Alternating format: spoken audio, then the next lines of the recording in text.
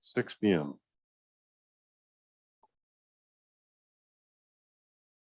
Good to go?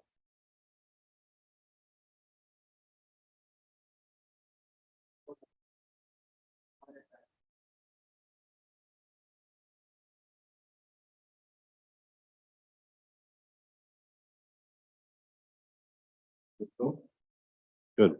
Thank you, Alan. Council, thanks very much for coming to the council meeting of September 27th, 2023. Today's meeting will be held as a hybrid meeting. It will be streamed live as well as recorded and published on the Southwest Middlesex YouTube channel and website. Before we begin, I'd like to give a land acknowledgement. We begin this gathering by acknowledging that the land upon which we meet is the traditional territory of First Nations people, who have a long-standing relationship with the land, water, and regions of Southwest Middlesex. The nations along the banks of the Thames River include the Chippewa of the Thames, Oneida Nations of the Thames, Munsee Delaware Nation, and Delaware Nation of Moraviantown. We convey our respect to our Indigenous neighbors and thank them for the contributions to our culture, our community, our past and present relationships. We acknowledge that this is the beginning of a process, and we commit to a continued journey of listening, learning, and building relationships. I encourage all citizens to take time for a moment of reflection on September 30th in observance of the National Day for Truth and Reconciliation.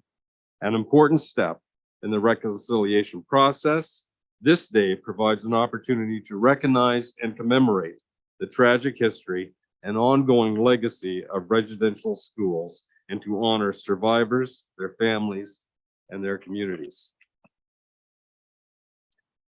Council, any member of council declaring a pecuniary interest in the general nature thereof?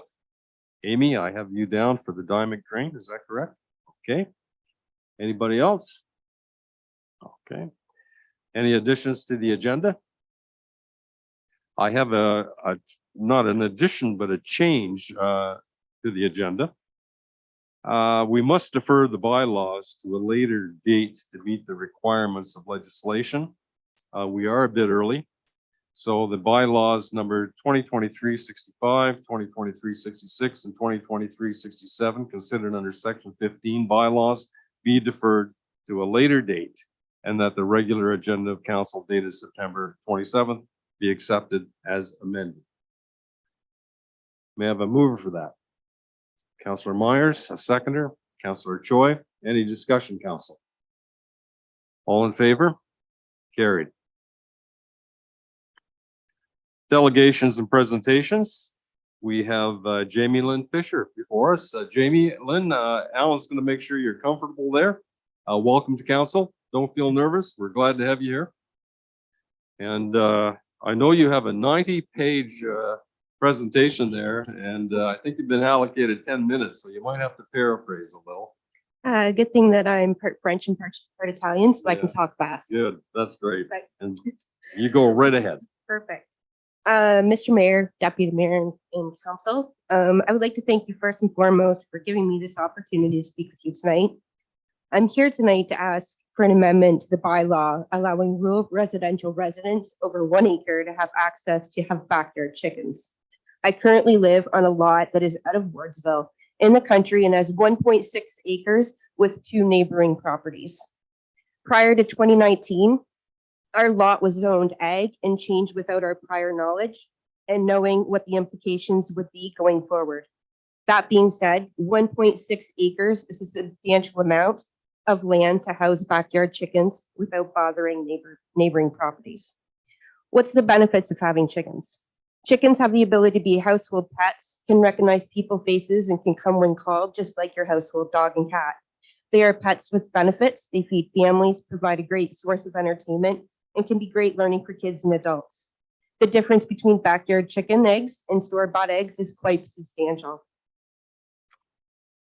It can take 4 to 7 days or longer to go from farm to table, and eggs in the grocery store can be kept up to 3 to 5 weeks. Backyard chicken eggs can be consumed the day of, and the diet of a backyard chicken allows their bodies to put more nutritional value into their eggs. Backyard chicken eggs have the following nutritional values. They have less saturated fat. They have lower amounts of bad cholesterol. They have more omega-3 fatty acids, more beta carotene, and there are higher amounts of vitamin E and D than that of a store-bought egg. Several studies have been shown that backyard chicken eggs have more nutrients in them than the store-bought eggs. Omega-3 fatty acids are vital for the functioning of our bodies. But why do backyard chicken eggs have more fatty acids? It's simple. Because such birds are allowed to feed a wide variety of things such as flowers, corn, leafy greens, bugs, fruits, vegetables, and household waste. Although store-bought eggs also have vitamins, they do not have as many vitamins as the backyard. Because our chickens consume all of our household waste, our garbage to the landfills over the last 3 years has been cut in half. That's drastically. Each week, we have a large family of over 6 people in our household, so to cut your garbage and waste down in half is quite significant. Household waste is a serious environmental problem that affects the health and well-being of humans, animals, and plants. Household waste can have various effects on the environment, such as contributing to climate change by releasing greenhouse gases like methane and carbon dioxide. Landfills and open burning of trash are major sources of these emissions. Another benefit to the backyard chicken is there is also an opportunity for backyard chicken lovers to showcase chickens in fairs and competitions as a learning opportunity, like our local 4-H beef clubs. As a community who supports our local 4-H beef clubs, you will know the importance of these on the younger generations. Rural residential residents would not be able to partake in these clubs because of the zoning bylaw in effect and not being allowed to house such animals at home. But rural residents over an acre that would be allowed to have backyard chickens would benefit greatly and also expose them to the agricultural world that maybe they would not be otherwise known. Here's a little story of a local resident here in Southwest Middlesex. For the purpose of the story, we're going to call him Tom. Tom's family lives on a 1.25 acre rural residential piece of property right outside of town with one neighbor. Tom himself is 18 years old and is identified as having severe challenges and disabilities. He still lives at home and probably will his whole life. He has challenges in school. His mother, when talking to her, I asked her, how does Tom deal with having chickens at home? Her response was this, with a tear in her eye. It has given Tom a purpose and confidence in something to talk about with other people. He enjoys visiting the local feed store here in town and loves talking to the farmers when he is there with his dad to pick up supplies. He feels like he is one of them. The knowledge that Tom has picked up on in caring for his flock has been outstanding and is proud of what he's accomplished each day. He can be found putting on his rubber boots, heading out to the chicken pen, feeding them chicken treats, and of course, the household waste. This is just one of the many stories that I have heard from families from across our municipality since I started digging deeper into what backyard chickens actually mean to people. Most residents that consider getting to such a hobby do so after much research. Backyard chickens is not a profitable business, and whoever thinks they are getting into it for money is sadly mistaken. Most chicken owners do it for the experience, the learning, and to have control over what we serve our families and fresh eggs daily. It can be costly when adding up startup costs as keeping chickens safe, keeping them warm during the cold winter months, housing, and roosting.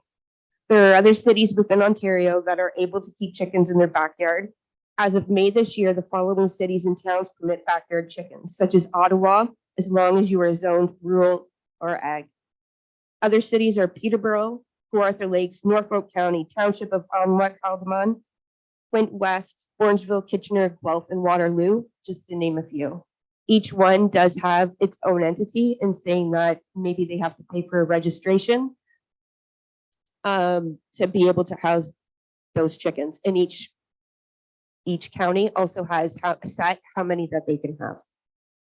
Some feedback that I received from a few council members was inquiring about predators, rodents, and insects.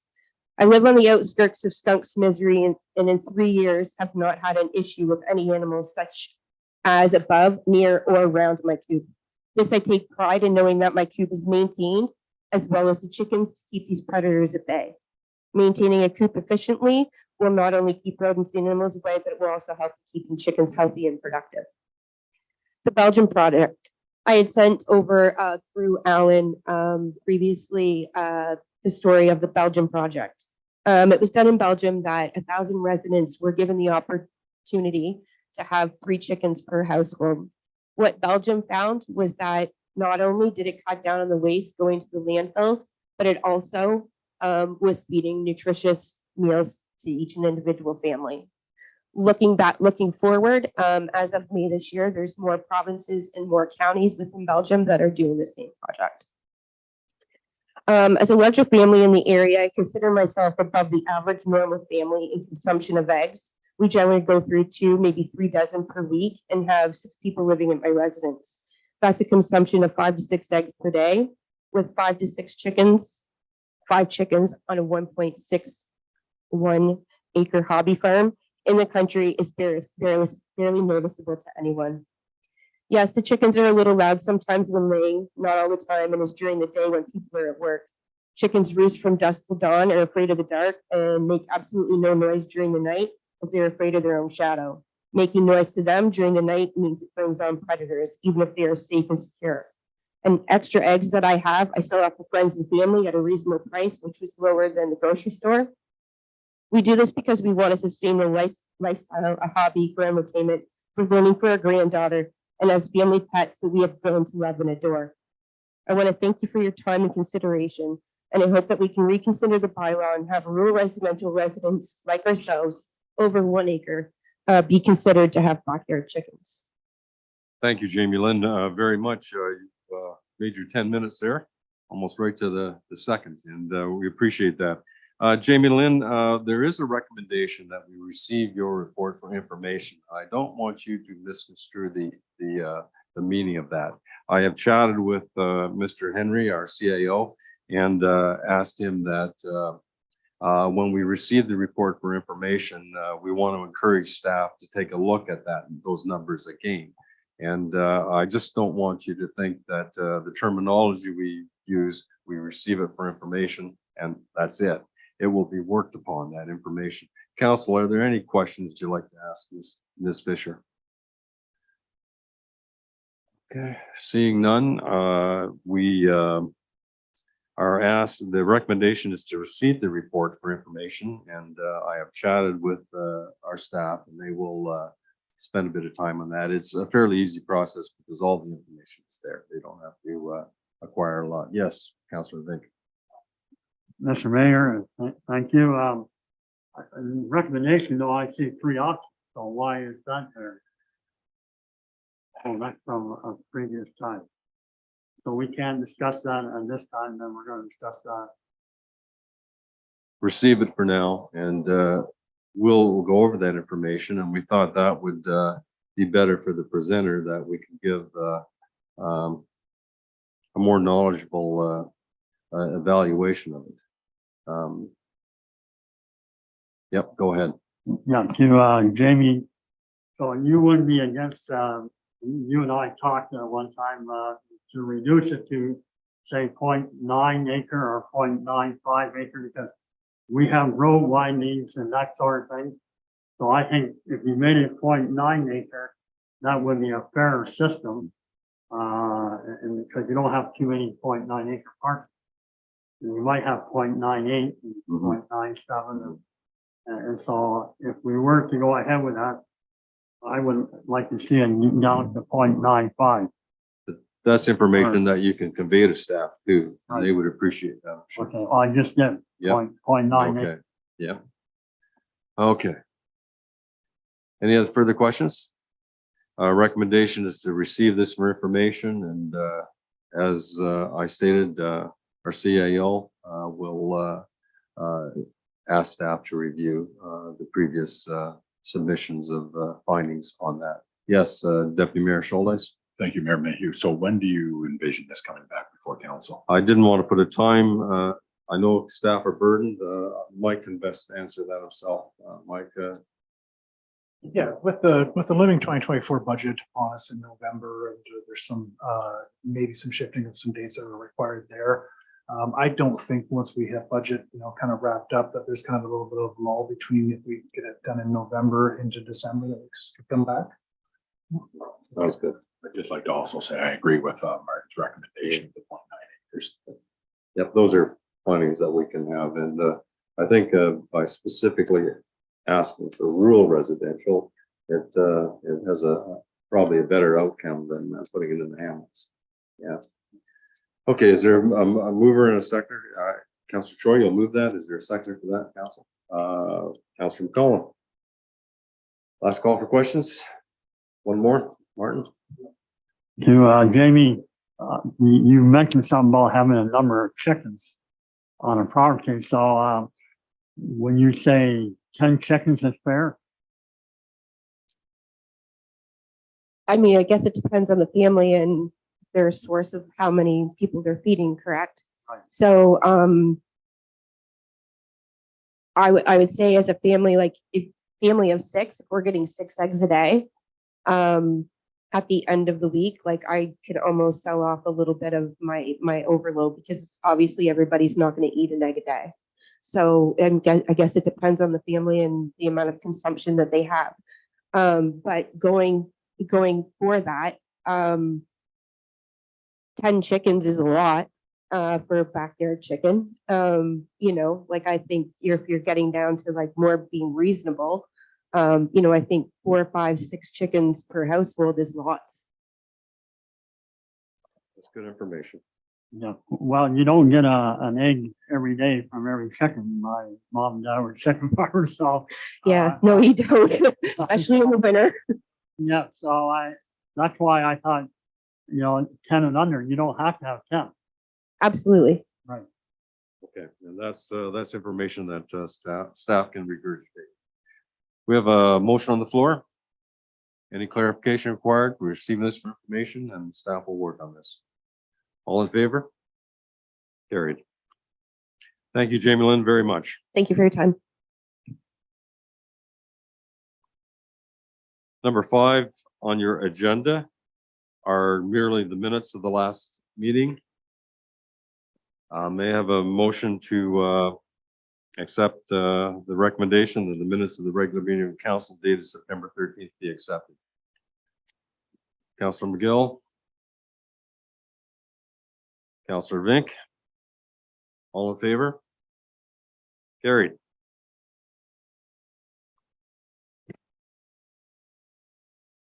Staff, this is, I have been advised by our clerk that this is a very complex agenda tonight. It almost involves every maneuver in the municipal hemisphere that we're doing tonight. And this one is quarter revision. I need a motion that council adjourn its regular meeting to set as a quarter revision for the Moore Goff Drain 2023. And the recommend, yep, is there a mover and a second? Yes, Councillor McCollum, seconder for that. Councillor Haggett, all in favor? Carried. All right, so we will now go into our quarter revision. We call the quarter revision together at 6:18. Okay, yeah.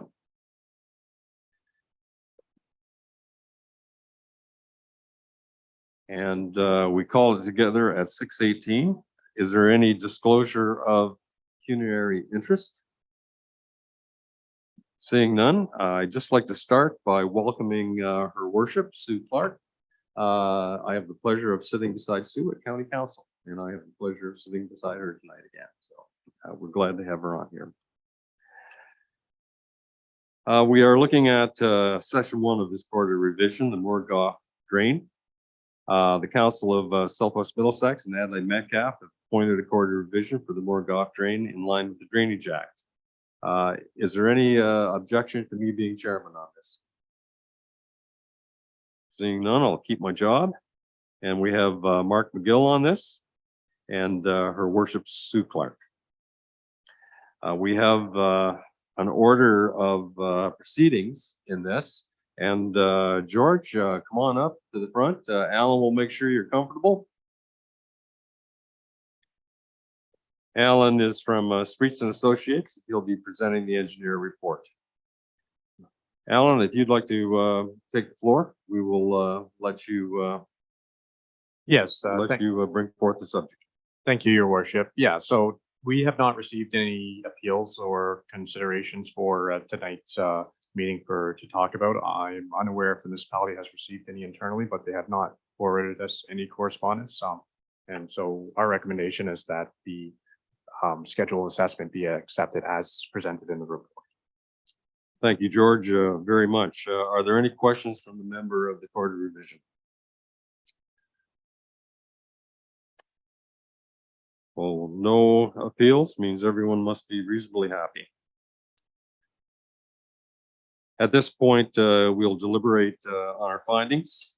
It's up to this Court of Revision to come up with a decision.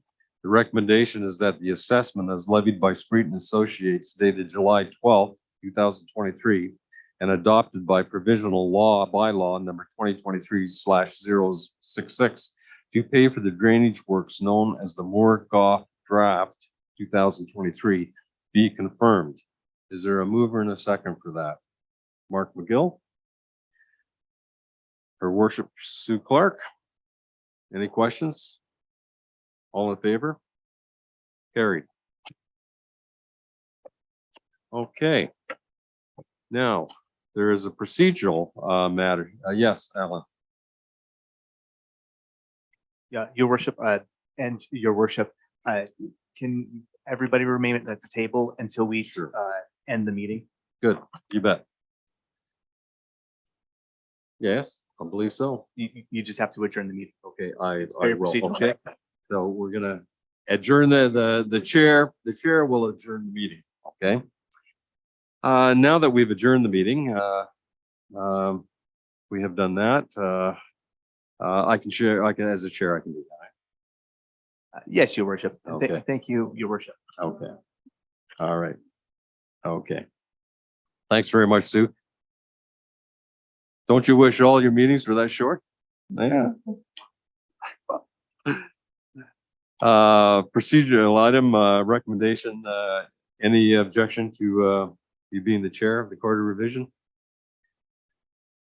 Seeing none, we have a motion that council reconvene at 6:22. May I have a motion for that, please? Councilor McCollum, seconder for that. Councilor Vink, all in favor? Carried. And again, council, I appreciate your patience there. It's just procedure. There's another recommendation that staff have recommended that the same Court of Revision composition as the last held sitting of the court may choose 3 to 5 people who are ratepayers from the Southwest Middlesex to be court in their place. But if you can stay seated, any objection to that?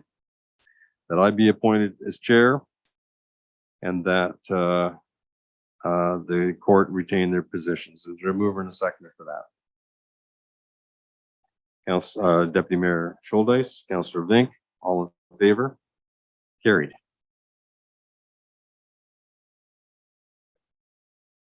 So we are dealing with the black drain. Is that correct, Alan? Your worship, we're at Diamac Drain 2020. Oh, Diamond Drain. I'm sorry. Yeah. All right. Diamond Drain. George, you're taking this one as well. Okay. So Diamond Drain 2023. Go ahead, George. Thank you, your worship. Again, on this report, we have not received any concerns or any written communication or verbal communication on this. So it is our recommendation that the assessments be accepted as presented in the report dated July 28th, 2023. Thank you, Council. Any questions you'd like to ask George through the chair? Yes, Councilor McGill, please go ahead. Well, this is more a question for our clerk. Just to be clear, same Court of Revision as last time. So what are the names? Through your worship, it's Martin Vink, Mark McGill, Mike Schuldeis, Don McCollum, and Mayor Alan Mayhew is the chair. Okay, thanks. Good question, Councilor McGill. Okay, again, I'll ask the members of the court if there's any questions you'd like to forward to George. Seeing none, we must deliberate on that and come to a decision. The recommendation that the assessment is levied by Street and Associates dated July 28, 23 be adopted by provisional bylaw 2023-65 to pay for the drainage works known as the Dymock Drain 2023 be confirmed. I require a mover and a seconder for this. Councillor Vink, Councillor McCollum. Last call for questions. All in favor? Carried.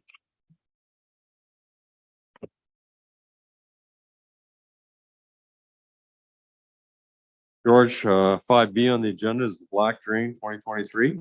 Again, in your portfolio there, would you like to give opening remarks? Yes, thank you, your worship. So again, on this drain report we have before us, we have not received any concerns, either verbal or written, regarding assessment, and we recommend that the assessment schedule as presented in the report dated July 6, 2023 be accepted as presented. Thank you very much. There are no appeals. Questions from members on the Black Drain? Yes, Mark, please go ahead. Just for the record, what is the next step after this step in the drainage act? Is it tendering it out? Through you, your worship. So some municipalities choose to tender in parallel with quarter revision. Once the first provisional bylaw has been passed, I'm not sure whether you guys have tendered or not, but the next step would be to accept the tender or to proceed to tendering. Once tendering has been accepted, it can proceed to construction once the 40-day appeal window has expired. Thank you. Andrew, you're okay with that? Okay, thumbs up. That's good. Okay, the recommendation is before us that the assessment is levied by Streets and Associates dated July 6, 2023 and adopted by provisional bylaw 67 to pay for the drainage works known as the Black Drain be confirmed. A mover and a seconder for that. Councillor McGill, seconder. Councillor McCollum. All in favor? Carried. Honorable Clerk, I move that we adjourn this quarter revision at 6:27.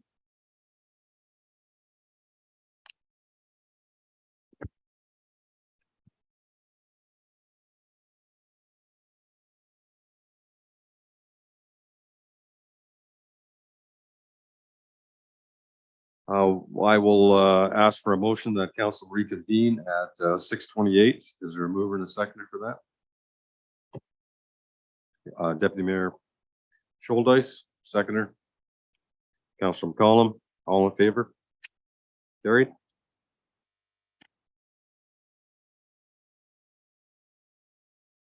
Stephanie, welcome to our meeting. Thanks for being among us. Can you advise us of the purpose and effect on this zoning amendment coming up on Butte Street?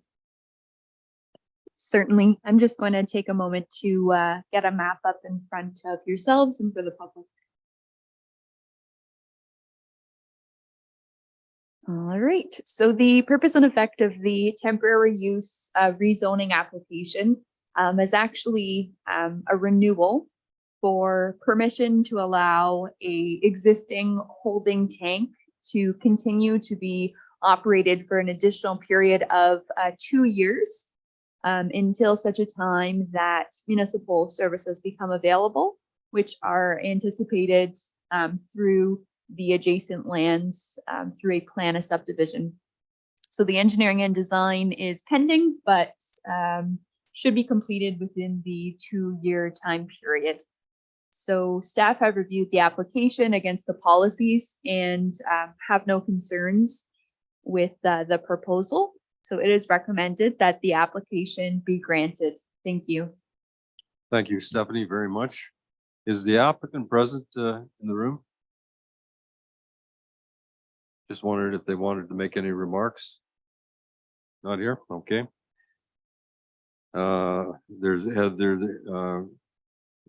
Henry, have there been any oral or written submissions? None? Okay. A council discussion. Would you like to ask any inquiries to Stephanie on this? then it is our decision. The recommendation is before you, council. You've had time to read it. I won't waste time reiterating the words that you've already studied. Can someone move the recommendation? Okay, thank you, Councillor Choi. Is there a seconder for that? Councillor Myers. Last call for questions. Don't want to rush it. All in favor? Carried. Council, we're going to make a change of agendas at this present time. I ask that the council enter into a committee of adjustment at 6:30 to consider a minor variance application A6 2023 and A7 2023.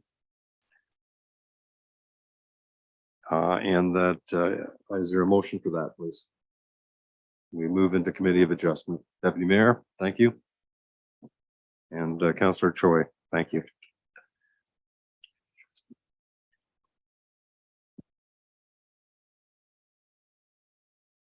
We are now meeting as a committee of adjustment council. Call of the meeting to order at 6:31. Disclosure of pecuniary interest, is there any? Seeing none. The minutes of the previous meeting of May 24th have been circulated and are received and approved by the committee. Is there a mover and a seconder for that? All procedure. Councillor Choi, Councillor Myers, all in favor? Carried. I have to do this or Alan will catch me on it, so. Stephanie, could you give the purpose and effect of this minor variance? Certainly.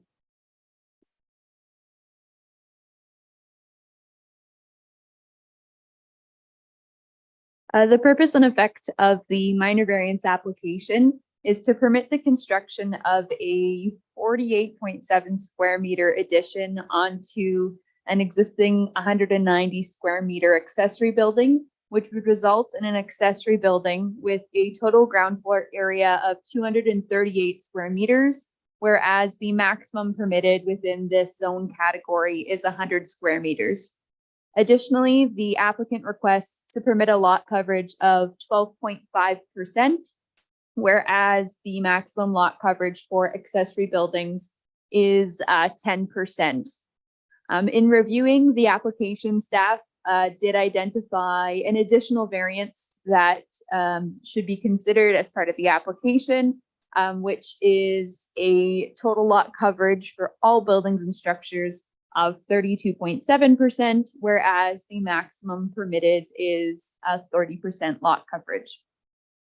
Staff have reviewed the application against the 4 tests of a minor variance and are of the opinion that it is not considered to be minor in nature. It is not an appropriate use of the land, and it does not meet the intent of the official planner zoning bylaw. Therefore, it is recommended that the application be denied. Thank you. Okay, thank you, Stephanie. Is the applicant present? Yeah, would you like to say a few words? Yeah, welcome. You, Alan, will make sure you're comfortable there and just give your name for the record so that we can record it. My name is Ed Jeffrey. Yeah. One of those buildings has been there since 2006. Now, that's included in that now. So what you're saying is that it shouldn't have had a building permit then. So I'm not sure if this gets denied, what's the outcome of the building that was already granted a permit? You're telling me that it has to come down? It was 17 years ago. I don't think there's been no insinuation of that whatsoever. That would never be the case.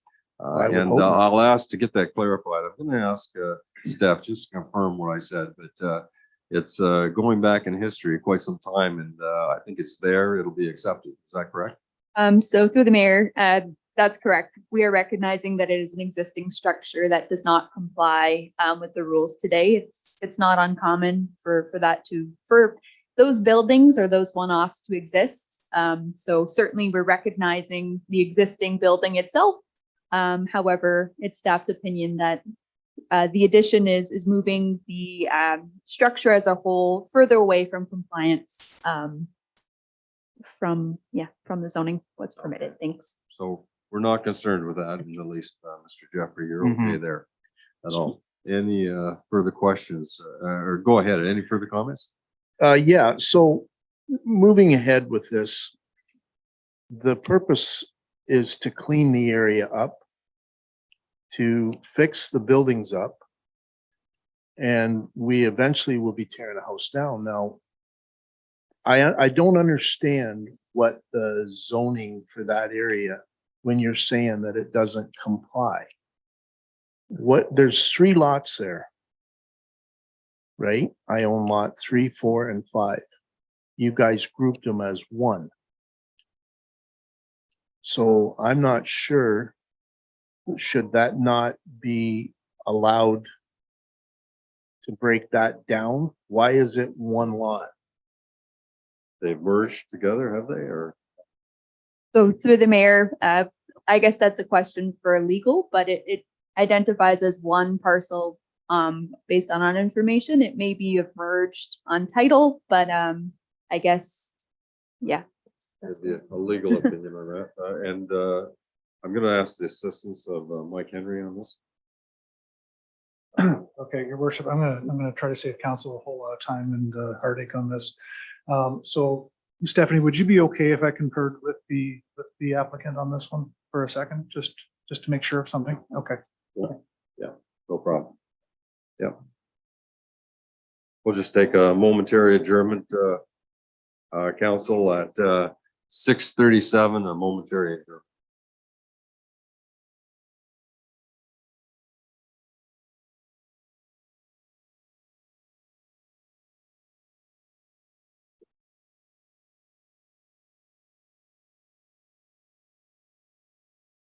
Okay, we'll reconvene at 6:38. Okay, your worship, I Yeah. just wanted to clarify a couple of things from a recommendation standpoint. The planner was good enough to come up with an alternate on this arrangement. And I think that everything would remain the same to this point, and at this point, the number 1 beside it, that would be the changes to an alternate agreement and coming up that would satisfy everybody's interest. Yeah. And again, Mr. Jeffrey, planning are following the guidelines set down by bylaw, so they have no choice but to follow the rules, so to speak. But council do have some they're the decision-making body, okay? And this is an example of staff working together with each other that can accommodate people such as yourself. That it be granted, subject to the following conditions, council, that the 47.8 meter square addition shall only be used for the purpose of an open walled outdoor covered space in the format of a porch and shall not be enclosed. That was a recommendation to council. Steph, you're having problems with that, are you? Okay, you all right? So through the worship, so staff's recommendation is denial, as it was determined Okay. it doesn't meet the 4 tests of a policy. However, council does have the ability to make a decision this evening, and so staff did provide an alternative decision for council's consideration with a condition that staff felt would be less of a intensive, I guess, use. An open porch is less offensive in staff's opinion. So that is what is provided to you for All right. consideration. Okay, in view of the size of the building, that it would be an open walled. So Mike, to clarify that, it's kind of a carport type. Yeah, okay. Okay, all right. Okay. I noticed Mr. Jeffrey's nodding his head in some degree of approval there. Would council modify the recommendation? It is our choice. Okay, it's moved by Councillor Haggett, seconded by Councillor McCollum. Any discussion? Yes, Councillor Choi. Thank you. Yes, I just wanted to make sure that's that's okay, like the open porches. Yeah, it always was. It was gonna be a lean-to. Okay. Um, I didn't even want it. The wife did. And it's just somewhere to put the. That's damn that's not barbecue. our I- job I- function. Yeah. and- Shouldn't have said that and from the If I'd have start. known how much, yeah, Yeah. I Yeah. know, I understand that. God bless them. Want to go on the record as I didn't step on his foot when Yeah. I was over there. Just don't forget, this is being recorded and it's Yeah. televised. Okay. Yeah, okay. Okay, but thanks very much for your patience, and I want to commend Stephanie on this too. Stephanie is doing her job. We're pleased that she's our planner, and there's great consultation between planning and our staff on this to make things happen. We don't want to be dream busters, and so if we can make a modification in some way that is presentable, we try. It's been moved and seconded. Last call for questions. All in favor? Carried. That'd be granted, subject to that condition. Thanks very much, Mike, for your help on that too. Appreciate it. Thank you for your time. No problem.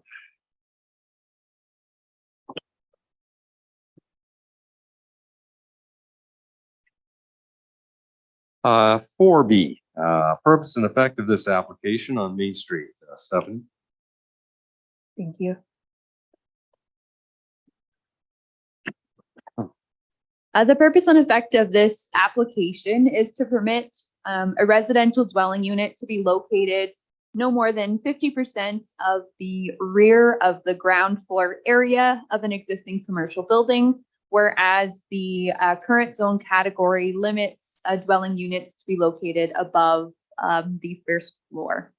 Staff have reviewed the application against the four tests of a minor variance and are of the opinion that it is considered to be minor in nature. It is an appropriate use of the land, and it does meet the intent of the official plan and the zoning bylaw. So staff recommends that the application be granted. Thank you. Okay.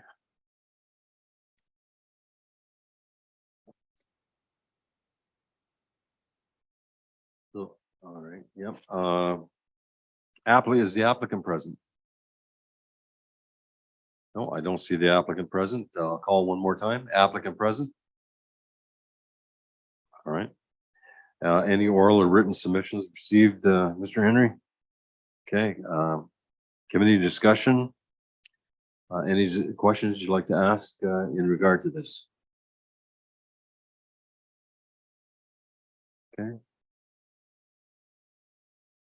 So this is on the east side of Maine or the west side, east side of Maine? Okay. Very well, okay, good. Okay. Yeah. Yeah, you bet. Go ahead. Couple of questions on this probably. I'm sorry for my delay. I'm trying to ponder this. I had some questions myself. Go ahead, Councillor Vink, and Deputy Mayor, if you have any, go ahead, following Councillor Vink. Thank you, Mayor Allen. To Stephanie, is there a minimum size that can be put in? So through the mayor, through the building code itself, there will be minimum sizes associated with the component of the dwelling unit itself. From a zoning perspective, there is not for dwelling units a specified minimum size. So staff did recommend the ground floor area remain 50% commercial. The reason being is to keep the commercial presence along the most intense portion of our downtown core. So we would want to limit that to 50%, but that already is in line with what was proposed by the applicants. Okay, any other questions? Okay, yeah, Councillor Myers. Yeah, thank you, Mayor Mayhew. Stephanie, these people understand that they have to park out back and not out front? Through the worship, that's a challenging question for me to answer. From a planning perspective, I did evaluate, and they did provide sufficient parking spaces for the two residential units within it. So I would hope that information was conveyed. But Okay, go ahead, Councillor Myers. Because we do have a big problem uptown with people parking with residences on Main Street. So we're gonna have to look at that. And that can be under bylaw enforcement. We can have that discussion in the future. Yeah. You bet. Okay, last call for questions. Not missing any. Amy, you're okay? Recommendation is before you, council, that it be granted. I have a mover and a seconder, Councillor Myers, Councillor McCollum. All in favor? Carried. Thank you very much, Stephanie, for that.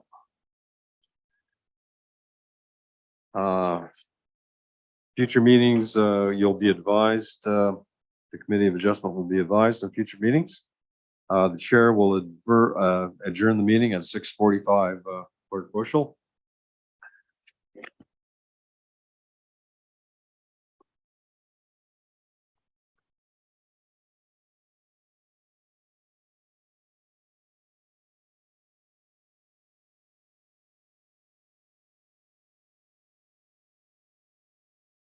Having completed the Committee of Adjustment, Council, I require a motion that council reconvene its regular meeting at 6:46. Is there a mover and a seconder? Councillor Choi, Councillor Myers, all in favor? Carried.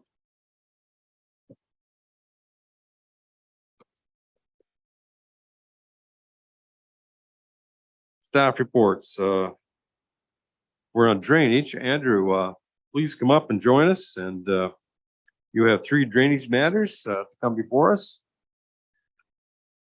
And we know you'll handle it in your usually efficient manner. So the Brinka drain is a section 78 reconstruction request that was received by the municipality. And I will pass it off to George from Street Associates. Okay, thanks very much. And George, you'll give an overview of the work required. Thank you, Worship. Through you, we are pleased to present our report on the Brinka Drain 2023 reconstruction. This is an existing tile drain that was constructed in 1954. Due to its age, it is now failing. It's located just south of Park House, where it connects between the Gardner Drain and comes across Tate's Road. It is a relatively short drain of about 1,000 feet or 282 meters. It is currently an 8-inch tile, and it is proposed to be replaced with a 12-inch and 10-inch tile. The total cost of this project, just going to confirm that here, is estimated at $53,000, which includes all work. And as far as I'm aware, all the owners are in support of this project. Are there any questions? Yes, council, any questions you'd like to entertain to George, through the chair? Seeing none, following protocol, request those present to add or remove their names from the petition.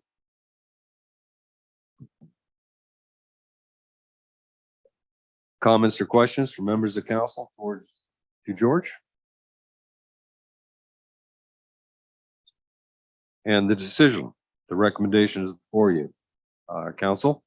It's not necessary for me to read it, but is there a mover and a seconder for that? Council Deputy Mayor Scholdice, Councilor McGill, all in favor? Carried. Thank you, Your Worship. Thank you, George, very much for your efficiency there.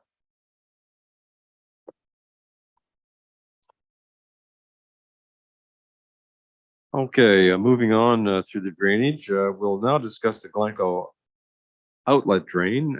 We will let Andrew present this, and Andrew, this is a very welcome item to this horseshoe.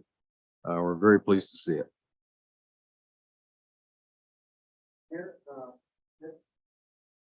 Thank you. This is the next step towards dealing with the issues with regards to the Glencoe outlet drain. The last engineer's report that was completed on this drain was 1988 by Spreet's office.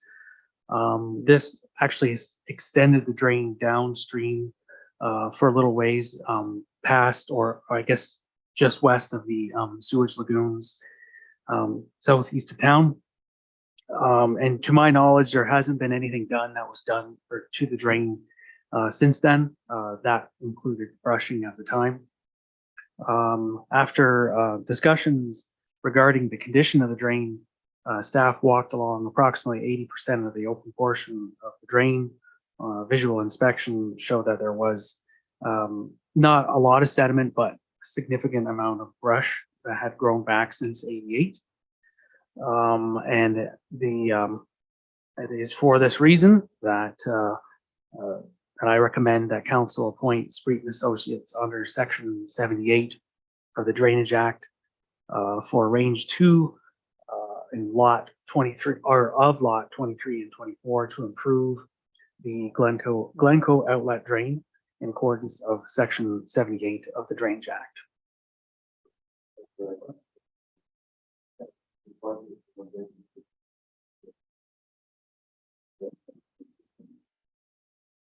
Yeah, through the chair, to Andrew. So it's just brushing.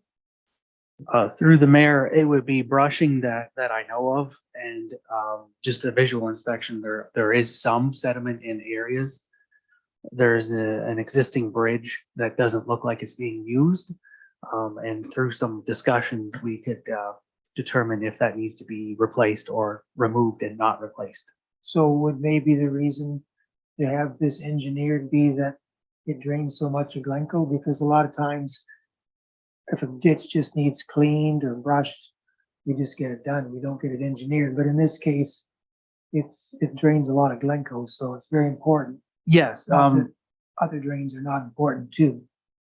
I forgot to mention the other aspect of it. There are areas of erosion, cracks along the banks that I thought that it was best to do it under a new engineer's report in order to, whether it is through gaping stone or through reshaping the bank. Standard maintenance would be bring it back to the way that the engineer had designed it. In this case, it may be a little more extensive than what maintenance can provide.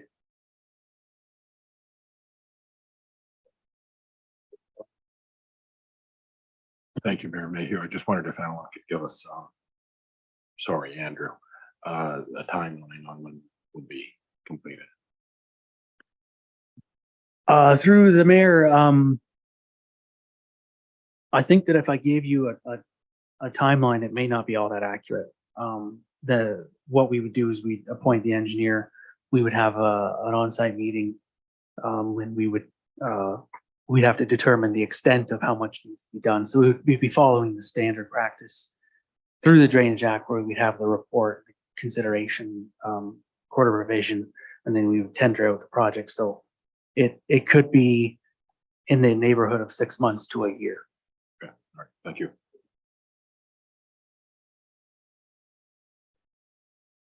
Thank you, Deputy or Mayor. And Andrew, my opening remarks indicated that there was some expectations and enjoyment to see this happen. So we hope it moves quickly. Yes, Councillor Haggett. Thank you, Mayor Mayhew, and through the mayor to Andrew.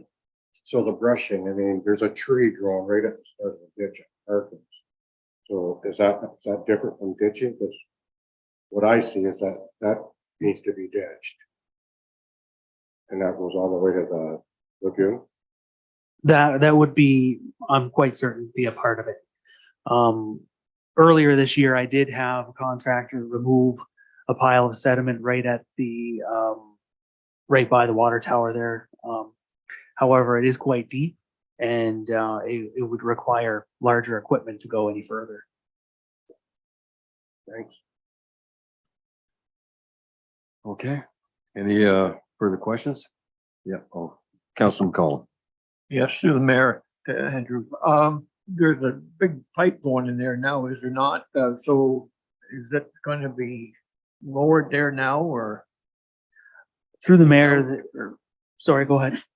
cleaned out or up to grade and stuff like that? Sure, yes, that would be safer. Absolutely. So we engineered this new pipe that's gone in The new pipe has been oversized compared to what would typically be there, and it's been installed half a meter lower. So that would allow for us to lower that channel from back to its original design grade plus an additional half a meter without causing any interference with that. I will note that the new pipe we're putting in is 3,000 millimeter. I don't have the report in front of me, but there's a bridge just downstream of it or a culvert that's a 1,200 millimeter. So it's 2.5 times the size. One thing to note is that this is a critical piece of infrastructure for the town. So part of what Andrew was, excuse me, part of what Andrew was alluding to there is that to look at that capacity of that system, because I had personally raised that question to Andrew, that was holding back water, right? We're putting in a pipe that's three times the size, 2.5 times the size. Like it does not seem to be in use. You know, we want to make sure this critical piece of infrastructure is working as well as possible. One thing, since the existing bylaw does allow for brushing, you could, sorry, you could talk to contractors and receive quotes for doing that brushing in advance of a new engineer's report, just to make sure that, you know, we get that work done in a timely and efficient manner. You know, that way, if we're looking at alternatives and things, that's not slowing down the brushing that, you know, is evident that needs to be completed relatively soon. So I think, you know, those are just some comments there. And, you know, there is a varying level of sediment in that channel, but there certainly is sediment that has built up and possibility if whether or not there is adequate capacity there. I know that concern has been asked. I'm not sure. It hasn't been analyzed at this time. Part of it could have been maintaining this and getting it back to its working state. Part of it could be for including potential improvements to that channel. Thank you, George. I noticed Andrew made some notes there on your suggestion that we may do some work in advance of the engineering. Okay, recommendation. Any other questions? Yes, Councillor Vink. Oh, George, you mentioned, oh, sorry, Mayor, thank you. George, you mentioned about capacity. I saw the one time the line going along Industrial Road, it was completely full. It was slowing down the water on the creek. So, so you mentioned about the capacity is not enough. Are you looking at possibly deepening the creek? That would be typically work we would look at through the report. What we would look is, what does that ditch need to be deepened? Does it need to be widened? Is there certain areas of the channel which are restricting flow? So is that, say, that 1,200 millimeter diameter culvert, is it restricting flow during, say, a really large rain event like we've encountered recently? So those are all things that can be looked at this point of the report. You know, without starting to actually do analysis and take field measurements, I can't say where exactly the, you know, whether it's deepening or widening that would benefit the most, but that would be something we would look at through a new report if that is appointed to us. Okay, last call for questions. Seeing none, council, the recommendation is before you regarding the section 78. Is there a mover and a seconder? Councillor McGill, Deputy Mayor Scholdice, all in favor?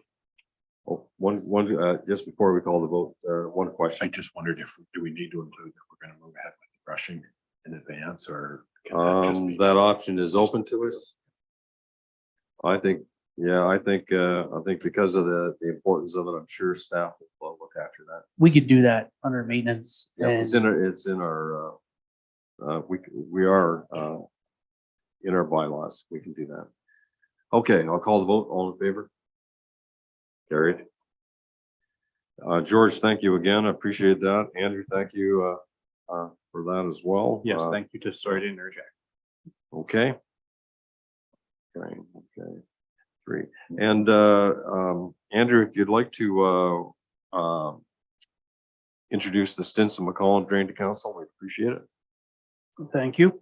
The Stinson McCollum was constructed in 1908. And since I have been with the municipality for the past 3 years, I have been involved with patching it every year. I think it is certainly served its purpose for what it is doing. And as of mid-September, so just a couple weeks ago, there was a written request under Section 78 of the Drainage Act submitted to reconstruct the drain. And I can certainly attest to the fact that it certainly is in condition that needs to be done. And it's at this point that I recommend that council accepts the request filed under section 78 of the Drainage Act for concession 1, lot 5 and 6 of the former Moser Township to reconstruct all or part of the Stinson McCollum drain. And that superintendent contact Lower Thames Conservation Authority and other regulatory bodies to ensure legal compliance. Staff send out notices to inform all landowners involved and to scope the project, and that the drainage superintendent report back to council after these items have been completed. Andrew, thank you again. Any questions, council, that you would like to address to Andrew? Seeing none, the recommendation the staff have made under section 78 is before you. Is there a mover and seconder? Councillor Vink, Councillor Choi. All in favor? Carried. Andrew, thanks again for your efficiency there. We appreciate it. Thank you.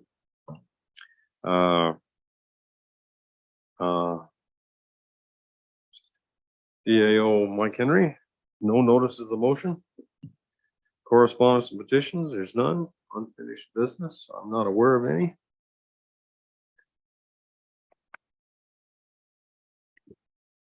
I think Alan came into my office 20 times today to prep me for this agenda, right, Alan? About that, your worship. Yeah. Any new business? None? Yes, your worship. Oh, there is delegation. Yes. Refresh my memory on that. Absolutely, your worship. This is a staff generated recommendation regarding the Recreation Advisory Committee. Oh, yes, by all means. Yep, got it. New business. Staff have asked that the Recreation Committee be the architect of the opening of the arena as opposed to staff. And Amy, Councillor Choi, would you speak to this? Have you, because I know that you chair that committee and you have skills that we could well use in that format. Okay, go ahead. Thank you, Mayor. Yes, so during our last meeting, we were just kind of talking about having the soft opening being September 30th and having a grand opening at a later date. So, and that the Recreation Advisory Committee be the group that helps in the planning of it. So far, we have some wonderful ideas, and I think it sounds like it will be a wonderful grand opening. So right now, we're just trying to have the Recreation Committee be delegated to start the planning. I think that's a good suggestion. Staff, believe me, are busy enough, and they'll appreciate the work. And I know that the committee will have the skill to not disappoint council. Any questions on this? Yes, Councillor Vink. Thank you, Mayor Allen. Will the rec supervisor be on this committee? Generally Or- present at the meetings. He is always present at the meetings, yes. Right, So because staff have input on this, yeah. because no one knows more what the schedule is for everything. Exactly. And also, personally, I think that's part of their job as well. Yeah, well, he is, I sit in every committee and I have taken occasion, I'm not counted as quorum, but I do have a vote, but he has been at every meeting and it will continue to be at every meeting so that the reports to the committee come from him. Yes. Some clarity there. Cool. Sorry, your worship. You Thank you. There's a staff representative on each committee at all times. So in this case, you're getting two because you're getting, actually, do you sit on this as well, Alan? Are you in on these? Through your worship, I sit as the secretary. So there's your scribe, so your recording secretary, and then you've got Kevin as your staff resource. And you've actually got Sam as your staff resource in that meeting as well. So all scheduling will be taken into consideration. We don't want to lose revenue. Okay, someone move this and second it. Has been moved and second. Yes, Councillor Choi, seconder, Councillor Myers. All in favor? Carried. Thank you, Councillor Choi. Okay.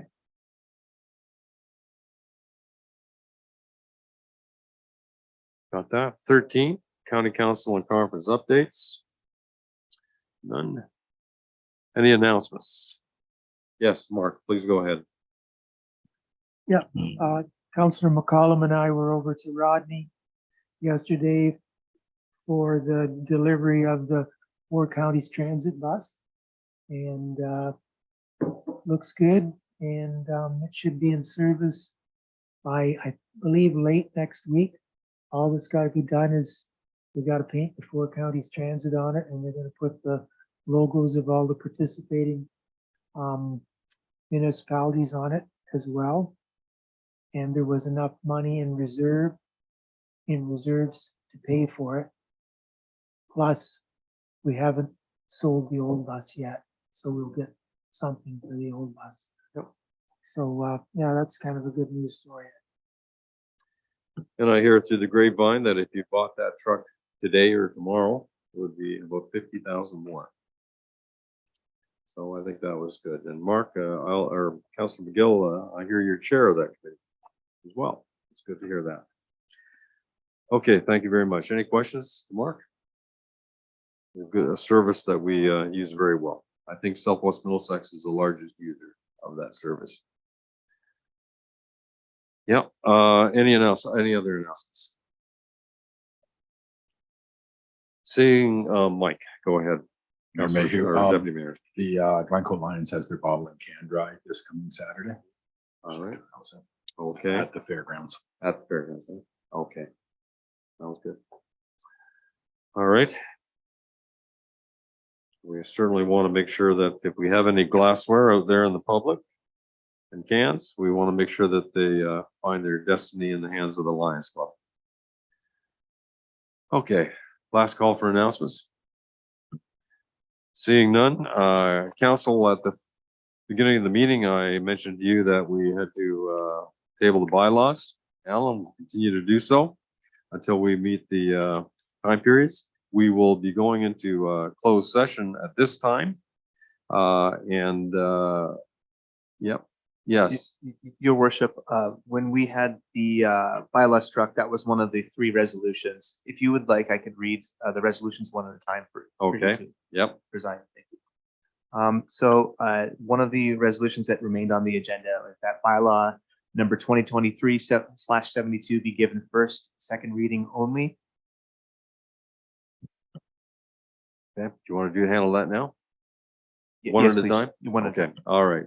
You've heard the clerk dictate the bylaw that's having first and second reading. Is there a mover and a second for that? Councilor McCollum? Councilor Myers? Any questions? All in favor? Carried. Proceed, Alan. Thank you, worship. Through you, the next one on the agenda is that bylaw singular number 2023-074 be approved as read. That's the confirmatory bylaw. Okay, confirmatory bylaw. Straightforward. Council, mover and a seconder, please. Councilor Choi. Councilor Vink. All in favor? Carried. Alan, are there any others? No, your worship. Okay, thank you very much for your guidance on that. At this time, council, we will be moving into closed session at 7:08 as per subsection 239(2)A, B, C, F of the Municipal Act to consider the following: security of property, personal matters about an identifiable individual, municipal lands, advice subject to solicitor client privilege. And I'm hoping that Wayne is still with us. Council, is there a mover and a seconder for that? Thank you, Councilor Choi. Seconder. Councilor Myers. All in favor? Carried. There's the gavel. Mike, on that view. Your worship, can you provide me a few minutes to shut down the broadcast?